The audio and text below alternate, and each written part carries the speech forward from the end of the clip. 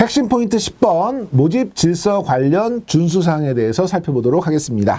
먼저 출제 경향은요. 첫 번째 유형은 다음 중 보험업법의 위반 행위와 벌칙이 맞게 연결된 것은 해서 위반 행위와 벌칙을 잘 알고 있는지 이걸 물어보는 유형이 첫 번째가 출제되고요. 두 번째, 모집 종사자가 부당한 승환 계약을 한 경우 보험업법의 처벌은 무엇인가 이런 문제니까요. 둘 다 같은 거예요. 결국 모집 질서를 잘 지키도록 준수해야 되는 사항인데 위반했을 경우에는 어떤 조치가 취해지는지가 핵심인데 1번처럼 같이 여러 개를 놓고 연결을 잘했는지를 찾는 문제이거나 아니면 특정한 거에 대한 위반 조치를 물어보는 문제이거나 이렇게 출제가 되고 있기 때문에 이 부분을 여러분이 잘 기억해 주셔야 됩니다.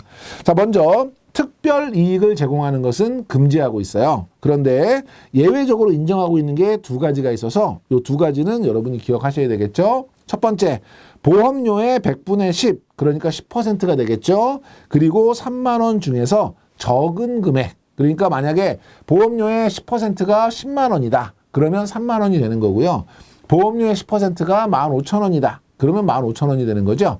3만 원과 10% 중에 적은 금액이에요. 그래서 얘가 만약에 지문으로 나온다 그러면 일단 100분의 10이라고 나올 수도 있고 10분의 1이라고 나올 수도 있고 10%라고 나올 수도 있겠지만 요 숫자 그리고 3만 원이라고 하는 숫자 또 중요한 거 적은 금액이에요. 많은 금액 아닙니다. 요거 먼저 정확하게 기억해 주셔야 되고 두 번째, 보험료를 할인하든 보험금을 지급하든 이게 부당하지 않으려면 기초 서류에 정하고 있는 것은 괜찮다는 거죠. 예를 들면 약관에 어떠한 경우에는 몇 % 할인해 주겠습니다 라고 하는 게 명확하게 적혀 있고 그거에 따라서 할인하는 것은 특별 이익으로 보지 않겠다는 거예요. 그래서 기초 서류에 정한 할인 또는 기초 서류에 정한 보험금은 예외적으로 인정하고 있고요.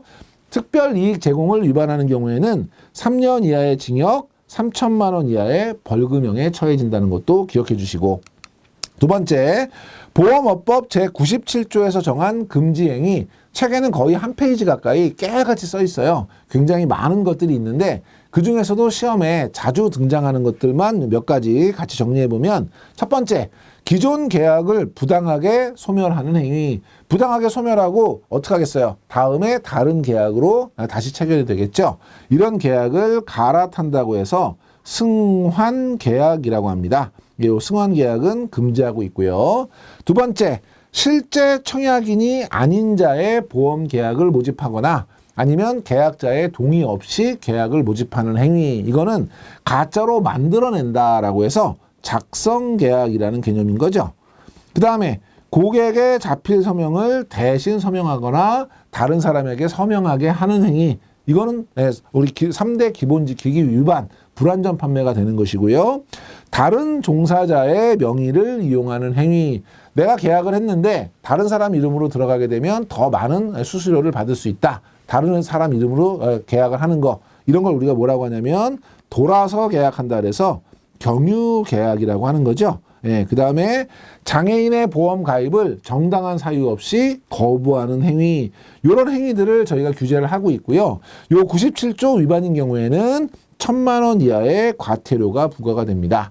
앞에서는 벌금, 형사처벌이었고요. 여기서는 과태료, 요거는 행정처분이기 때문에 벌금인지 과태료인지도 눈여겨봐 주시고요. 무자격자에 대한 모집을 위탁한 경우, 그러니까 우리 설계사, 대리점 이런 자격을 취득하지 않은 자격이 없는 자에게 모집을 위탁한 경우에는 1년 이하의 징역 또는 1,000만 원 이하의 벌금형에 처해지게 되고요. 이것도 역시 벌금이고요. 예를 들면 우리 동네에 뭐 사람들 많이 아는 사람이 있는데 자격은 없는데 계약을 모집해가지고 나한테 넘겨주면 내가 수수료 주고 뭐 이런 형태의 것들을 얘기하는 거예요. 이런 경우는 그분에게도 1년 이하의 징역, 1,000만 원 이하의 벌금에 처해질 수 있고요. 경유처리도 마찬가지로 아까 우리 경유계약과 마찬가지로 계약을 받았는데 이 계약을 더 좋은 조건에 어떤 그 사람에게 넘겨서 처리한다든지 이런 것들을 우리가 경유처리라고 하는데 경유처리 역시 1,000만 원 이하의 과태료에 부과가 됩니다. 제가 파랗게 표시해 준 이유는 이거를 과태료라고 한다거나 이거를 벌금이라고도 할 수 있기 때문에 과태료인지 벌금인지도 여러분이 잘 기억해 주셔야 되고요. 결과적으로는 어떤 종류의 금지 사항인지 예를 들면 예시를 통해서 이런 일을 했어요. 예를 들면 뭐 A라고 하는 사람이 가입했는데 이 사람이 가입한 거를 제가 강제로 소멸시키고 새로 옮긴 다른 회사의 계약으로 새로 넣었다. 예를 들면 A 설계사 이렇게 했다. 그럼 이거는 뭐냐? 승환계약이죠. 97조 위반이에요.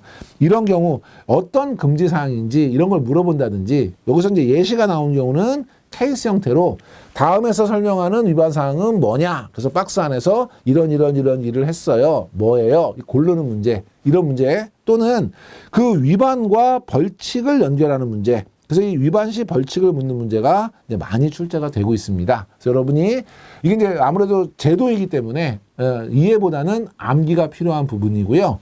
위반 사항에 대한 개념, 이거를 이제 예시를 이해할 수 있을 정도까지 충분하게 세부적인 것까지 챙겨서 읽어보시고 그 다음에 위반했을 경우에 위반 시 처벌 사항은 어떤 것인지 각각의 위반 사항별로 잘 매칭해서 암기하시는 것이 중요할 것으로 보입니다.